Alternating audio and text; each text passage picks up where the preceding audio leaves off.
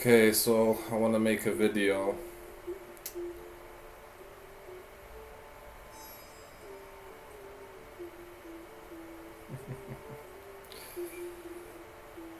What am I gonna speak about?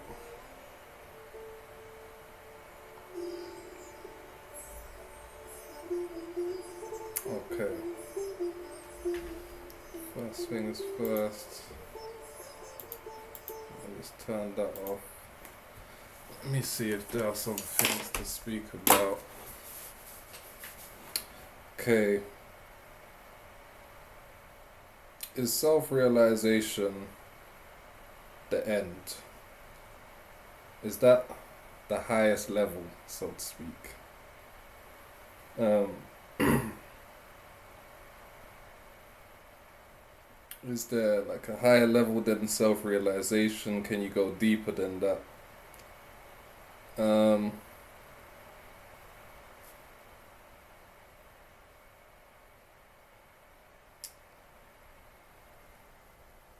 if I could put it this way, self-realization is the core. That is the core of the truth. Think of reality like a sacred geometry. If you look at any sacred geometry, there's always a core, right? There's the core, and then there's like the patterns around it, right? Self-realization, realizing the truth that is absolutely true, that is always true, under any condition, any relative viewpoint, it doesn't matter like what, it cannot be undermined. Realizing that is the core, right? So it's possible that you can have certain spiritual understanding, so to say, about other topics, but they are not the core. If you're not speaking about self-realization, they're not the core. You're just speaking about, in a sense,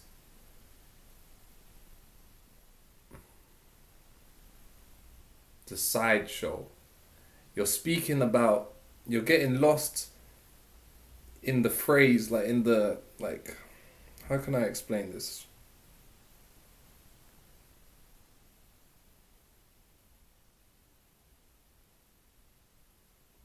Like, things like clairvoyance or like having prophecies or like powers, things like,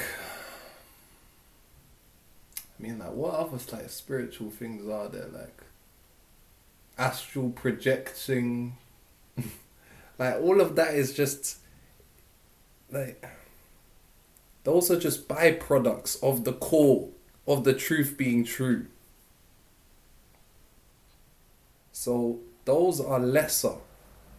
It's like those things are dependent on the core, but the core is not dependent on those things. Those things, like they could be lost and nothing would really be lost. But the core, like without the core, you can't have any of those other things.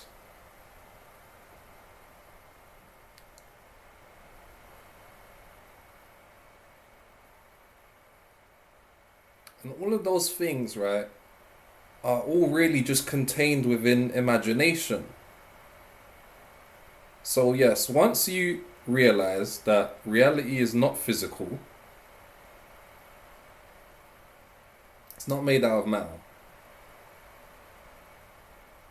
There's just a field of consciousness which is filled with complex and diverse appearances or images which can appear in different kind of textiles, like such as like vibrations that you can hear, or like visions that you can see, like some things which are solid, some things which are like subtle, like a mold, like multi-dimensional like phenomena of appearances which appear on this one field of just consciousness, right? But it's not made out of matter. So once you understand that,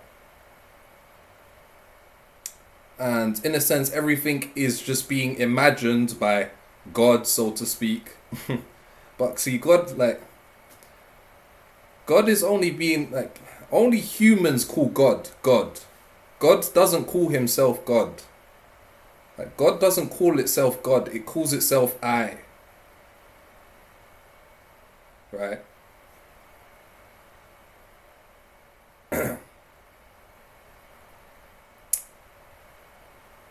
And so everything is being imagined by this self. So yes, once you realize that this reality that we see is not a physical reality and that it's all being imagined, then some of the rules that we perceive like this physical reality to have can start to, like, you can start to break the rules and shift the rules and do all kinds of strange things which we wouldn't usually think is possible in a like a linear time, three-dimensional kind of like reality. Right, because it's all imaginary. So yes, all these things, like, you can have insane synchronicities, like visions, like crazy dreams and states of consciousness, and like reading people's minds, and empathic, like where you feel their things and where you see spirits and stuff like this. But that's all just being contained within imagination. Like, it's all being imagined by the self. So yes, you could say that they're all true, right? But the reason why they're not absolutely true, like the core, is because the moment you're not perceiving them, the moment you're not imagining them, they're not there anymore, right? See, so that's the like even though imagination has an infinite capacity, so to speak, it's open, but that is the one binding factor of imagination, is that if whatever you're imagining isn't, if you're no longer imagining it, then it's not real anymore. So it's it's real when you're imagining it, right? But when you stop imagining it, it's not real anymore. So you can imagine whatever you want. You can imagine that you're seeing the future. You can imagine that you're reading people's minds. You can imagine that you're astral projecting, going to other realms, like speaking to spirits. Like, these spirits, you're making up these spirits. These spirits only exist if you, like, these spirits, right? Spirits such as the succubus or Yahweh or the demiurge and all of these kinds of spirits, Christ, like they're all of them, they are all dependent on the self. Like, they don't exist without the self, right? But the self exists without them. See, like, think of it like this. These spirits are like shadows that are being cast from the light of the self, right? So if there's no light being if there's no light shining, then there are no like shadows anywhere, right? There's no shadows anywhere because there's no light shining, right? But the light can be shining, and it will still be shining if there's not, even if there's no shadows. Do you understand what I'm saying? Because it's not necessary that a shadow will be cast if a light is shining. It's only if there's something obscuring it which will cast that shadow, right? So that's really what's going on with these spirits, is that it's the self which is shining, and perhaps your ego structure or the collective consciousness, right, its beliefs, its assumptions, that structure of the collective consciousness and your own ego can be essentially what is blocking the light, right, and casting this shadow, which allow these shadows and these other spirits to kind of exist, so to speak. But they like these spirits, right?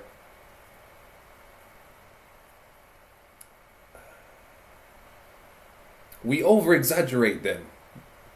We make them seem like big, like the demiurge and that, like they control the world and stuff. Like no, they're small. Like they're weak. They're only as big as we make them be.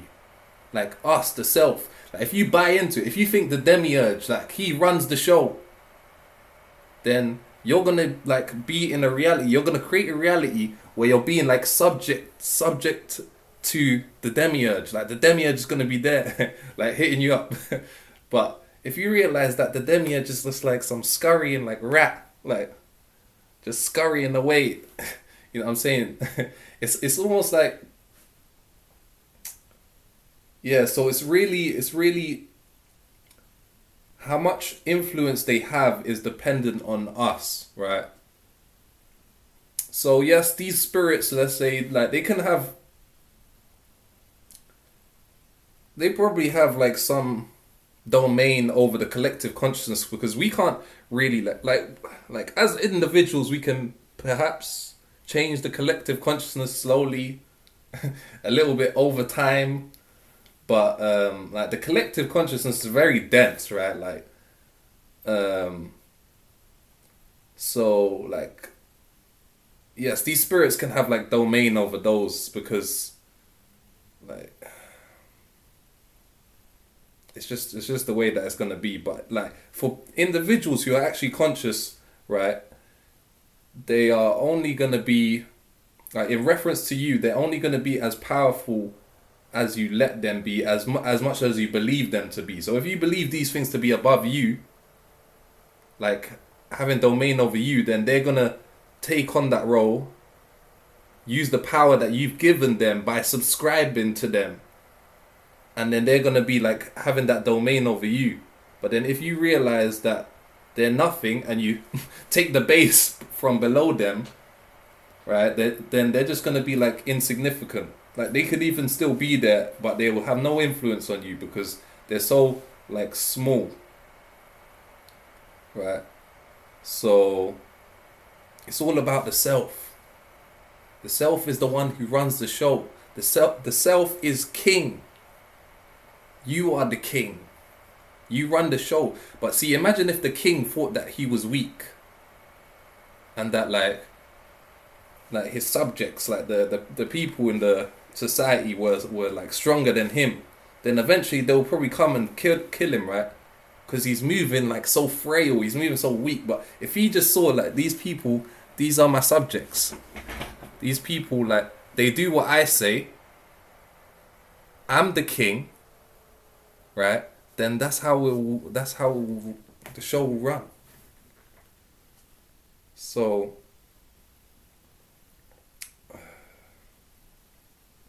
yeah, that's another thing as well, is that essentially everything in this field of consciousness changes, right? It has a rate of change.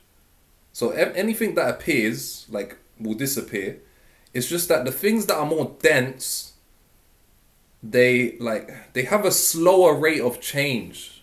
That's really what it's like. So when I'm speaking about dense and then less dense, it's like almost like an ice cube, and then that turns to water, and then that turns to vapor, and so on and so forth.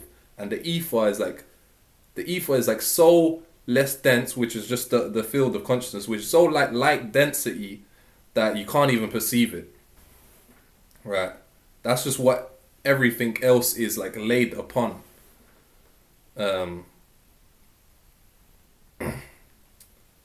But yeah, so like the lighter density things, right, they have like a way more like faster rate of change. Like if you look at smoke, like it's like moving and shape shifting like every millisecond. And then water is like shape shifting and moving, but it's not like moving like smoke and vapor, right?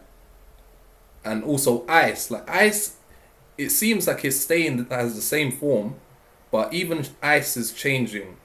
Even like rocks, like sort of things like rocks, like they seem like they're staying as what they are, but even they're changing. It's just that their rate of change is so like slow. Like that's what density is. It's like condensed energy, which is so like slow, right? And then when it's like less dense, then the rate of change is a lot faster, right? So yeah, let's see if there's anything else to speak about. Um,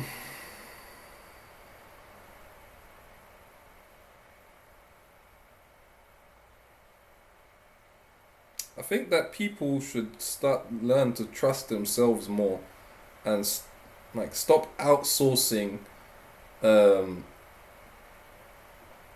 like learning and all of this stuff and like knowledge and guidance. Like you want someone else to guide you when you should be guiding yourself. Like no one's gonna give you the answers for your own life. You have to live your own life your way. Like like there are mentors who can guide you, right? Because they may have gone through similar things, similar challenges that you're going through, but literally, like, every single individual is on their own path. And no other individual in the world has experienced what you're experiencing. So no one can really, like, solve your puzzle for you. So you have to trust yourself. If you don't have yourself, if you don't have your own back, like, who has your back? No one does if you don't.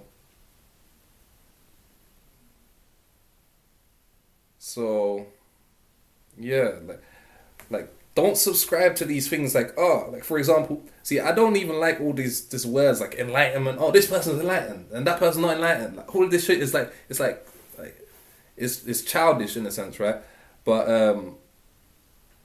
just to kind of to speak, right?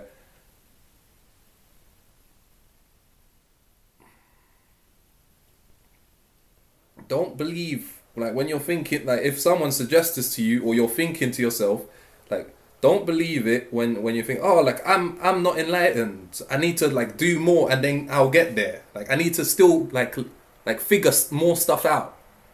Like that's a lie. Like when you're thinking things like, yeah, like always like, oh, more like I need to figure like more out and all of this kind of stuff, like, or it's like somewhere else, like I'm over here but like it's somewhere else, like I need to go to this other spiritual realm, I need to still astral project over here, and then like the truth's over there and then I'm gonna find it there and all this stuff. Or like him, like the guru sitting on the mountain, he's gonna tell me, like Sadhguru, he's gonna tell me. Like no, forget all of that. You already know. Like, how can I put this, right? I always say that the truth is true, but it goes for everything else. Intelligence is intelligent. Knowledge knows. So really it's not you that knows, but knowledge already knows everything. Knowledge knows everything that there is to be known. Like, it's not like a process in time. Like this is just eternity. It already knows everything. Knowledge already knows everything. Like anything that there can be known, knowledge knows. Intelligence is intelligent. Intelligent is as intelligence could be. Like intelligence can't get more intelligent than intelligence because it's already intelligent. Is it intelligent or is it not? It is. It's intelligent. That's it. End of story. Like it's not like, oh, more intelligence, like more and more intelligence. Like intelligence, knowledge, and these things can't be like measured on a scale, right? Like that's like absurd.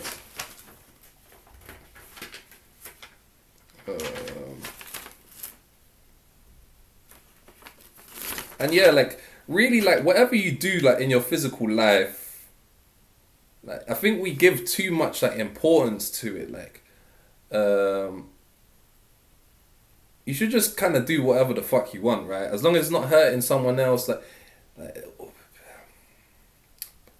Like trying to like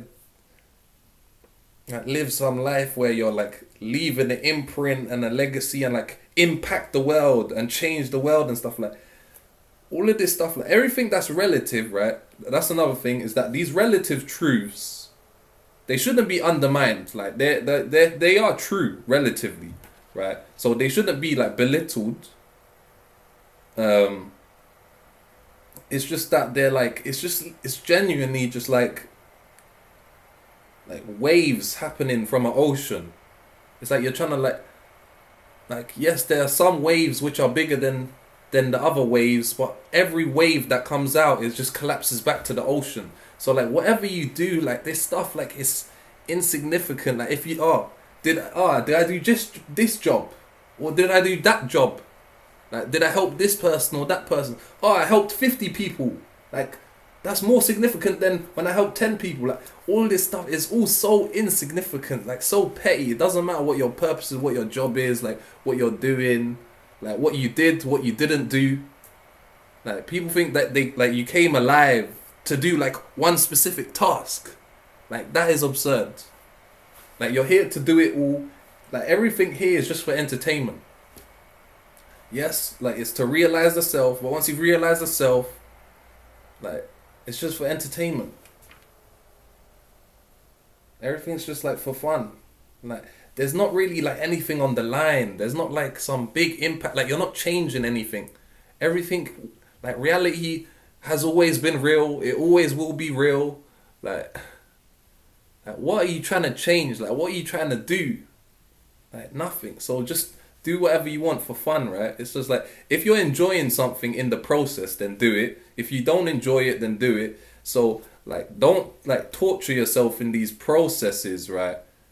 Like when you're tortured, like every single second of the process is torture, but you're doing it for some ideal of but like the impact that I'm gonna have on the world will change everything and so on and so forth. Like no, it won't. Like it will just be like another wave that just crashes again. Like it's all just so insignificant. Like it doesn't matter if you go right or if you go left, right? Like these things are like insignificant. So like stop like putting so much like worth on it. Right? Doesn't really matter. Just like have fun. And yeah.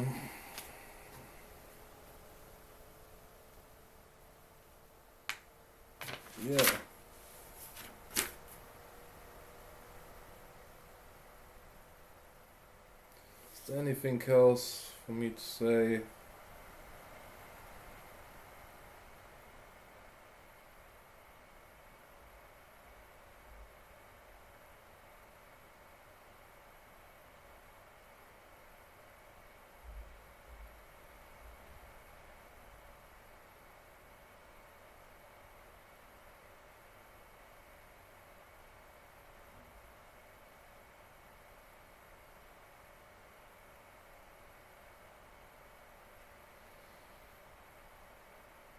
I don't think that there's anything else left to say.